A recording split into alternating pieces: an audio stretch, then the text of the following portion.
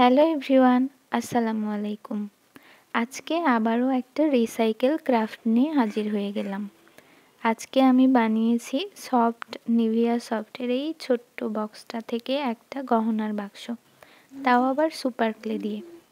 এখানে উপকরণ হিসেবে সুপার ক্লে, আঠা আর এই বক্সটা লাগছে, আর তেমন কিছু লাগছে না, সাথে কিছু রং। তো আজকে ফুল প্রসেসটা আপনাদেরকে দেখিয়ে দিব। খুব ইজিলি একটা কিউট বক্স আপনারা নিজেরাই তৈরি করতে পারবেন। প্রথমেই আমি এখানে আঠা দিয়ে একের পর এক ডিজাইন, খুব সহজ ডিজাইনগুলো ক্রিয়েট করে নিচ্ছি। এইভাবে বড় বড় দড়ির মতো করে নিয়ে সেগুলো থেকে এরকম করে রাউন্ড করে আঠা দিয়ে বসিয়ে দিচ্ছি, আর সবগুলো একই রকমভাবে আমি এইভাবে করে নিয়েছি। আর সুপার ক্লেতে যেই টুলসগুলো থাকে সেগুলো দিয়ে ভিতরে একটু ডিজাইন করে নিয়েছি। এই অংশটাই সুপার ক্লে লাগানোর সময় অবশ্যই খেয়াল রাখতে হবে যাতে একেবারে মুখটা বন্ধ না হয়ে যায়, তাহলে পরে এটা খুলতে অসুবিধা হবে।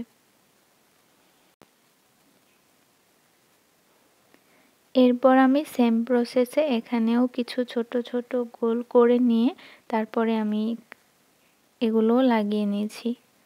আর আজকে আমি খুব সহজ একটা সিম্পল ডিজাইন করেছি, এটা যে কেউ ক্রিয়েট করতে পারবে খুব ইজিলি। আমার ভিডিও যারা নিয়মিত দেখে থাকেন তারা অবশ্যই আমাকে কমেন্টে জানাবেন যে আমার কোন কাজগুলো আপনাদের কাছে বেশি ভালো লাগে, এই ক্রাফটিংগুলো নাকি পেন্টিংগুলো। আমার এখানে কালো রঙের সুপার ক্লেটা শেষ হয়ে যাওয়ার কারণে আমি এখানে অন্য আরেকটা কালার দিয়ে বাকি কাজটুকু করে নিয়েছি।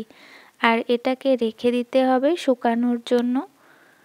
সম্পূর্ণ ভালো মতো শুকিয়ে গেলে তারপর আমি এখানে রং অ্যাপ্লাই করে নিচ্ছি। আমি এখানে কালো রং অ্যাপ্লাই করেছি পুরোটাতে।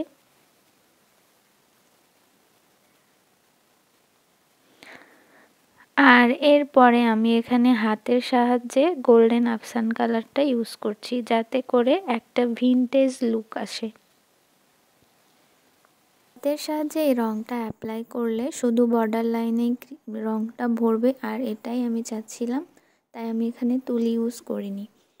আর এই ছোট্ট মিনি কিউট বক্সটা রেডি। আপনাদের কাছে কেমন লেগেছে এটা অবশ্যই কমেন্টে জানাবেন। এটাতে যে কোনো ধরনের ক্লিপ, স্যাপটে পিন বা পিন, যে কোনো ছোট জুয়েলারি রাখতে পারেন অনায়াসে। তো আজকের ভিডিওটা এ পর্যন্তই, বিদায় নিচ্ছি। দেখা হবে নেক্সট কোনো ভিডিওতে। সবাই ভালো থাকবেন। আল্লাহ হাফেজ।